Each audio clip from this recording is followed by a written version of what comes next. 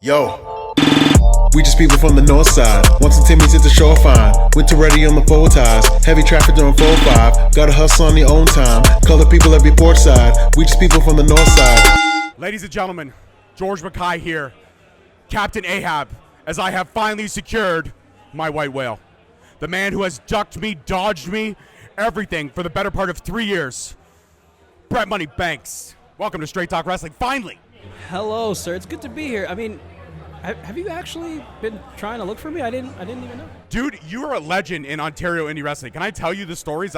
Every time I've talked to somebody that knows you, I'm like, hey man, I've been trying to get a hold of Brett Money Banks. How do I do it? Did you message him? Yeah. Did he check it? No. Has he ever checked it? No. Will he check it? Probably not. You're like an enigma wrapped in a mystery, shrouded by secrecy.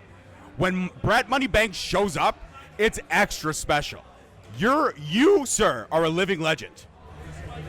I mean, I don't know how to respond to that, but I will take it. And I planned this whole thing. I avoided this whole time so I can get this ultra special introduction. This was all a ruse for 3 years, bro? Wasn't it worth it when you really worked for it, huh? Okay, the one thing I will say is I love your ability in the ring. I think you tell great stories. I have seen you a few times, which is extra special. I can probably count on my hands the amount of times I've seen you wrestle in person, which is phenomenal.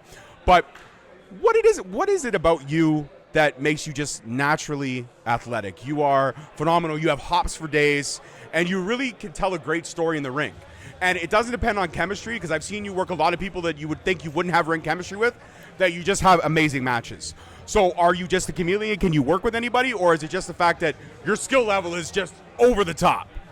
I mean, I can admit that I watch a lot of wrestling. Even before I started actually professional wrestling, I just watched a lot of wrestling. So it didn't really matter for people who were like my style. It could be a big guy, it could be a smaller guy, comedy guy, whatever. I just watched everything. I needed to know what worked for every kind of professional wrestler and how could I incorporate that for myself. So you're a legitimate student of the game. I think so. I just love watching wrestling.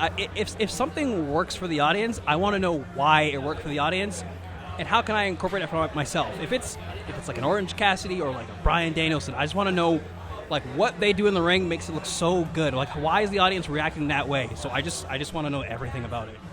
I love that. And in terms of, you mentioned quite the plethora right there, Orange Cassidy to Bryan Danielson, two ends of the spectrum. Who would you say? And this is a cliche podcast question, but like I said, I'm never going to get the opportunity again, so I got to soak in all the cliches. Influences. Who would you consider as someone that you pick from all the time? Like if you're looking at somebody's tree of knowledge, whose branch do you pick on the most? Oh, that's tough. I mean, you're going to duck this interview for 3 years? The questions are going to be tough, my friend, okay? Okay, no problem. Look at this. Brian Weiss is taking a photo because this will never happen again. Brian. It could be anyone from Shawn Michaels, it could be AJ Styles, it could be Sami Zayn, it could be The Undertaker. Like I said before, it could be from different styles of any kind. Anything that really just translates to the audience, because that's really what we're trying to do here, right? We're trying to wrestle for the audience here. And someone is behind this camera trying to make me laugh. I'm not going to say who. It's a mystery legend. A mystery wrapped in an enigma. Get in here and show who's trying, get right in here. This is incredible. How are you, sir? I'm good. How are you? This is amazing. This is an unexpected bucket list moment for me. What are we doing? We're doing a podcast interview. This is a 3-year interview in the making. You know, he's been ducking my DMs for 3 years. He doesn't answer anybody's DMs. Okay, so you're Literally anybody. So like I was trying to explain, that's the legend, right? If you get Brett Money Banks in person, consider yourself lucky, right? That's the only way to talk to him. I don't think he has a phone. How long have you known him? 15 years? And how many times have you talked to him other than in person? 0. Wow. 0. Wow. Look at that, ladies and gentlemen. That's just what he does. He doesn't answer anybody. It's like he shows up or he doesn't. That's it. So when you see Brett Money Banks on a card, are you like, has anybody tried to reach him? Does he know he's booked? I don't think I've ever seen him not show up to something. Okay. I just see him not announce for things because no one's talked to him. Do you want him to leave the interview now because he's putting you under the bus or what? George, whose interview is this? I'm trying to take control of it, but... This one time at C4, we're wrestling a match, and I call for him to super kick me, and he goes, no, I'm just going to give you an elbow. I go, okay, that's cool. And I feed my face up for an elbow, and then he super kicks me so hard in the face, I fell off the apron to the floor. He felt so bad, he did a suicide dive into me to apologize. Oh, that was nice. After I was like half unconscious. Wow, that was incredible. That was my first C4 match ever. That was your. That's how you. Wow, you leave an impression, sir. That was 14 years ago. That was 14 years ago. Yeah. Incredible. Well, see you later. Take care. Incredible. I love it. I absolutely love it. Expect the unexpected. So, back to what we were talking about. You said anywhere from Shawn Michaels to whomever. You just love to soak up as much knowledge as possible. In terms of your career, your growth, your matches, because you faced a lot of incredible people, who would you put up on a match where you felt that you just, during the match, you were evolving right before your own eyes? Kind of like a Pokemon.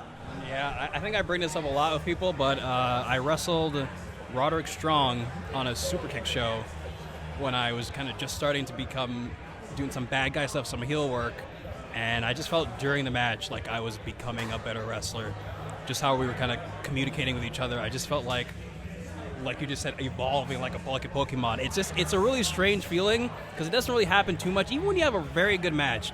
But this particular match, I just felt like the very next match I was going to have, I was going to be a much better wrestler because I wrestled that man. Now, I will say this. You seem to be a horror aficionado. I myself as well love my horror movies. Now, I will say that the killer that you are wearing right now is someone I rank in the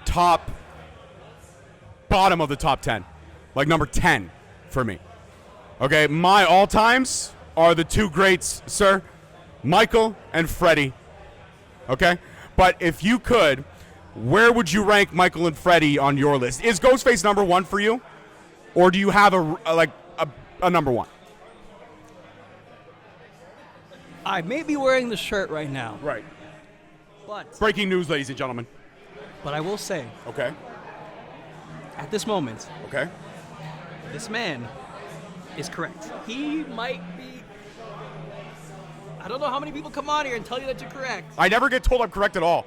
Almost 400 interviews, and I've never been told I'm correct. You see, so this interview was all worth it. This makes it all worth it. He's not very... It's a cool shirt, but he's not very high on the list. I would have to say Jason is number 1. He just looks cool to me. That's what. And he does have one of the highest body counts ever.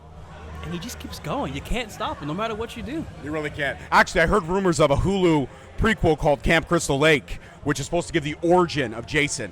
Would you be interested in a show like that? Kind of going through all the details of how, Jason got to the bottom, how he drowned it in that lake. Would you be interested in that? Yes. Yes, right now. Right now. Release it right now. We want to stream it right now. Now. And I want to turn a little serious note right now. A show like this, something special, raising awareness and raising money for a cause, for the Gaza Kinder Foundation, which is incredible because these are children that are caught in a war zone that didn't have a choice. They didn't make a decision. They were born into it. When you have a show like this where all these amazing personalities, amazing talents come together, is it extra special? It is, and I can admittedly say I don't know enough information about what's happening, but I know that my friend Forza knows plenty of information, and A shit ton. This is the reason why I'm doing the show, because he's my friend. This is Friends of Where's the Show. So if my friend feels very passionately about this, I think I can help him out.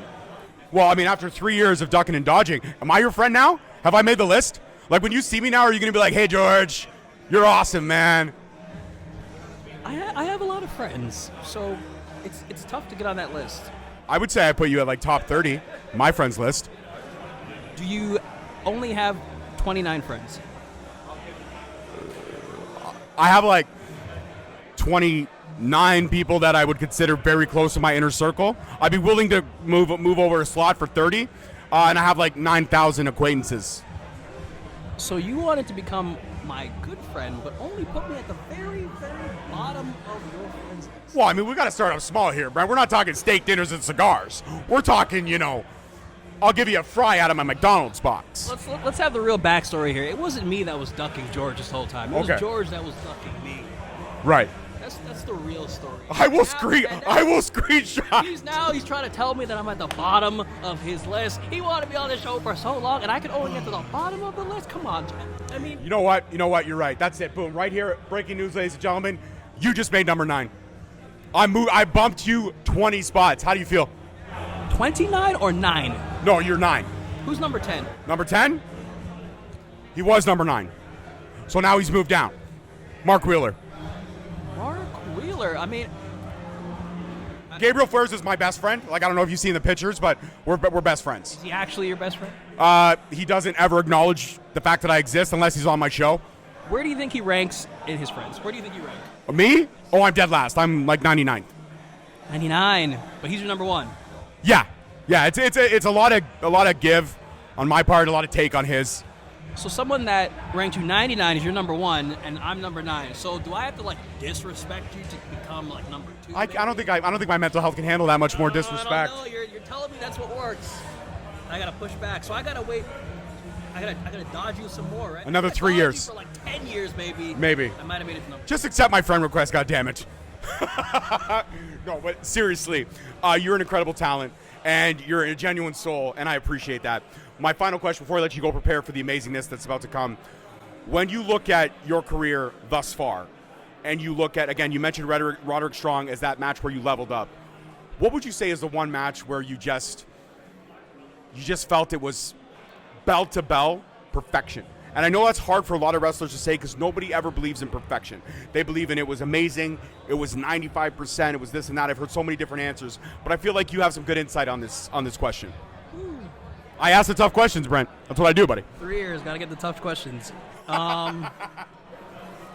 It is tough because you said there really isn't a perfect match. Someone could tell you, well, that was a perfect match. It's never a perfect match. Have you had anywhere close to a perfect match?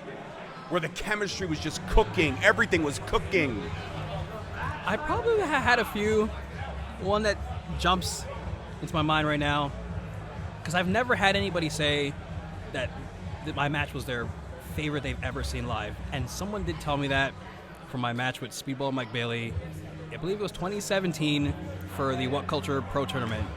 And that was the match that gave me all of my UK bookings after that. So if there's anything close to a perfect match, I would probably say my match with Mike Bailey, which is probably no surprise because he has damn near perfect matches with anybody he's in the ring with. So to this day, I appreciate that man and helping me go into the UK, have great matches over there. So if there's anything that was close to a perfect match, it's probably that match with him.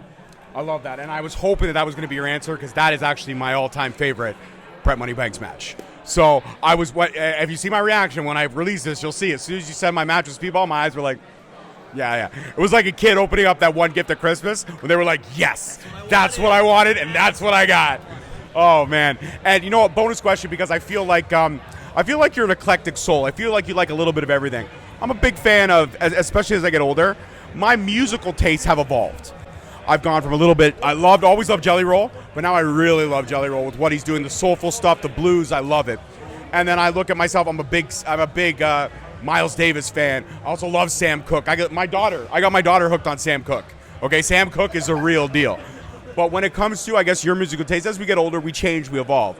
What would you say is something that you're vibing to, even if it's right now or 5 years ago, that you just didn't think that you'd vibe to and that you ended up falling in love with it? I would say because there's a particular gentleman at my workplace that just always puts it on this radio station. He's got me really into like just 80's music in general. Nice. And like okay. anything from that era, that genre is always like very upbeat and everyone's in a good mood.